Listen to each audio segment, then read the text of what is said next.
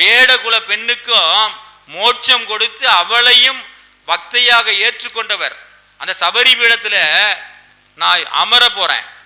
M தாய் ஆதி பராசக்தி இருக்கால, ஏன்னா பகவானுடைய பீடம் வந்து ஆதி பராசக்தி ஸ்ரீசக்கர பீடம்.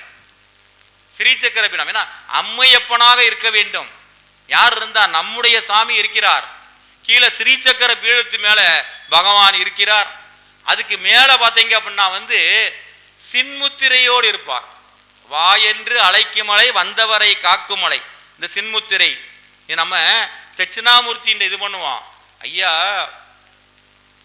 ஆணவம், கண்மம், மாயை நம்ம எல்லாத்துக்குமே தெரியும். இதனால நோ யூஸ், ஒண்ணுமே பயன்படாது. இது வந்து கர்மம். அங்க போனோம்னா தற்பை புல் கிடைக்கும், இங்க நல்ல வீட்டுக்கு போனோம்னா மோதிரம் கிடைக்கும். இது ஆணவம், நான் தான் பெரியவன் வளர்ந்து நிற்கும். ஆனா இந்த விரலானது நான், உயிர், நம்ம உயிர் நான். இது வந்து இறைவன்.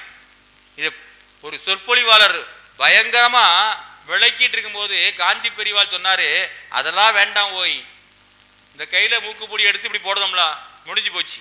இந்த மூணையும் தனியா வச்சுக்க. ஆணவம், கண்மம், மாயை, இந்த உயிரானது இறைவனோடு சேரணும், அவ்வளவுதான்.